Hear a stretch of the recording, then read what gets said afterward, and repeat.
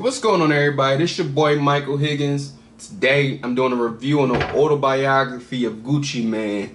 To start off, this is a great read, and before I get into all the great stuff, I'm going to what I didn't like, so it could build up to its greatness, because it is a great read. The only issue I had was I wanted Gucci Mane to go a little bit harder with his upbringing. Not him per se talking about his family, how they came about and how he came about. More about once he left Bessemer, Alabama, and he came to Atlanta and was living in a hotel. Like, I wanted him to go deep. What's it like, you know what I mean, to be living in a hotel? Like, I lived in a hotel before. I'm a grown man living in a hotel, and I was on a contract move. You lived in a hotel as a young boy, which I'm pretty sure my hotel was way better than the hotel you was living in. So, you know what I mean? I wish you would have went more into it. You know what I mean? What outside the hotel look like? Was it crack vials? You know what I mean? Especially with that area you were raised in, the crack area, you know what I mean? Popping off and everything like that. What was that like? You know what I'm saying? What was your parents? What was going on? I wish it would have gave some more. Once he really touched down in his own city, like literally living on a set, you know what I'm saying? I wish he'd have went some more into that, you know what I mean? Friends, relationship. He talked a little bit about being in school and rivalries and beefs and stuff like that, but I wish it was more. But now let's get to the good part. This is actually a read because he does take you on some interesting journeys. Like when he first started running with his clique, I forgot the name of the clique that's in there. You have to read the book to, you know what I mean, find out what clique he's running with.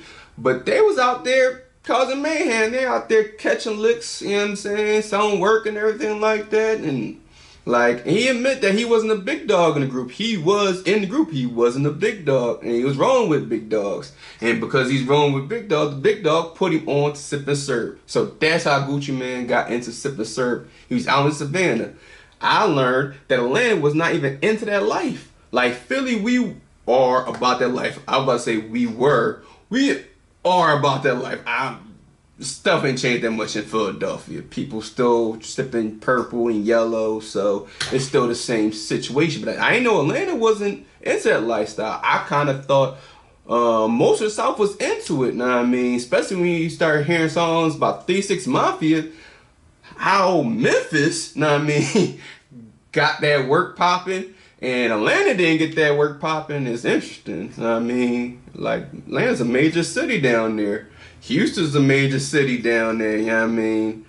But it wasn't popping in Atlanta. So I learned that.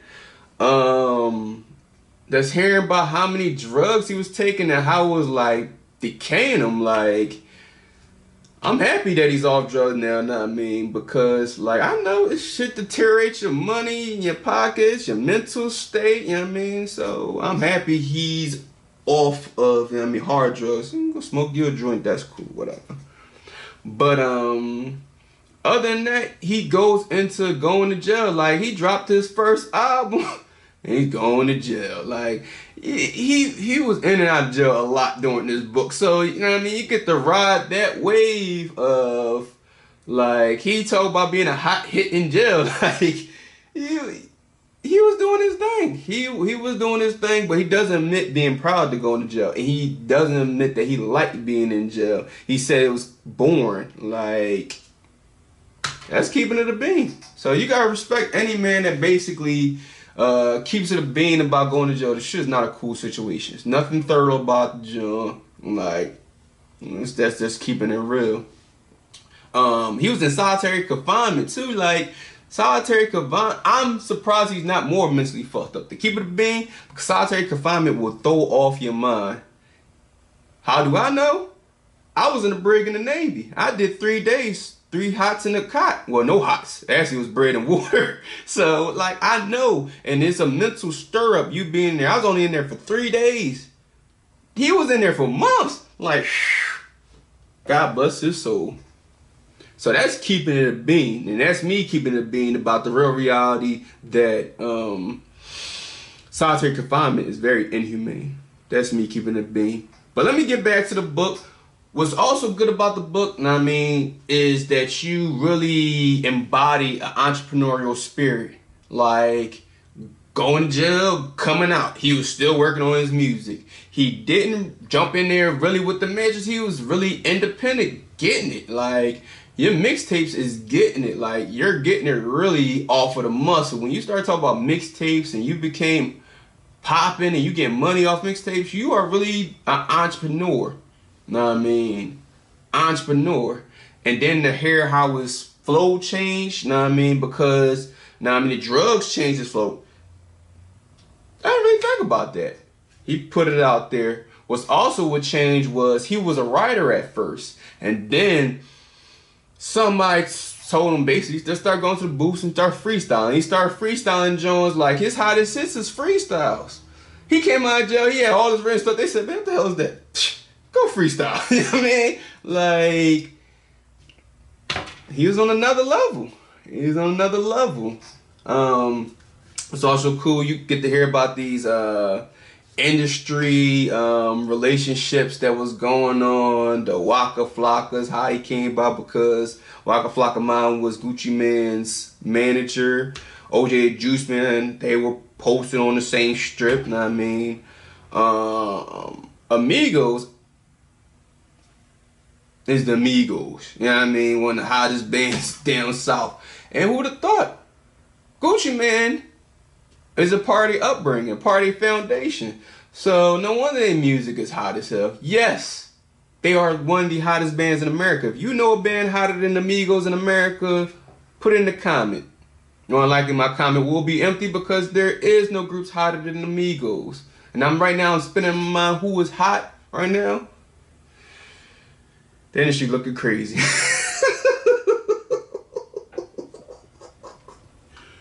But anywho,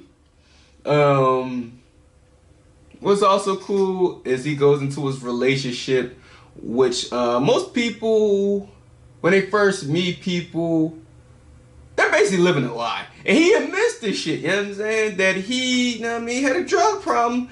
But when he first met his wifey, he act like, you know what I mean, he was a square church choir, pulpit, you know what I mean, rolling dude. Just to get her love. Which most guys do, but who really admits that? He kept it a bean. So shout out to Gucci Man for keeping it a bean, you know what I mean, on that note. I'm trying to think. Other than that, know what I mean, you just taking a walk through the industry. It's like time periods, know what I mean? Who was he working with? Know what I mean? Because he didn't like collaborating with everybody. Like, that was not his twist. Like, it wasn't like, once he got with the, started doing with the majors, that's when these features started coming in there. But, like, realistically speaking, he wasn't really about that life. So, this is a great read for any entrepreneur, aspiring rapper, or just aspiring in life to do something out of pocket. Like, this will motivate you because there is no roadmap to your success. He showed it. Like, there's no roadmap. It just, you know what I mean, you find your path and you start walking it and see where it take you. And it took that man far.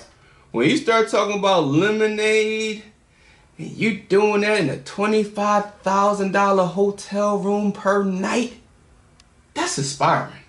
I'm inspired. I'm keeping it a bean. I'm inspired. Like, 25,000, I got it, but I ain't trying to just let it go in a hotel room. Keep it a bean. I enjoyed it. Like, that's herpes. 25K for a hotel room? Mama probably cursed me out. But if I was getting like Gucci, man, she'd probably be like, we need to go to that hotel room. But, yeah, I mean, this is your boy Michael Higgins. Cop this book. I give it a 4.7 out of 5. Only reason I gave it a little bit less is because the beginning. But don't let his childhood hinder why you don't pick up this book. It is a great read. It's an excellent read. I will be reading the joint again. Know what I mean? A great read. Know what I mean? Other than the autobiography about Prodigy, it's one of my favorite you know what I mean, rap joints, like autobiographies.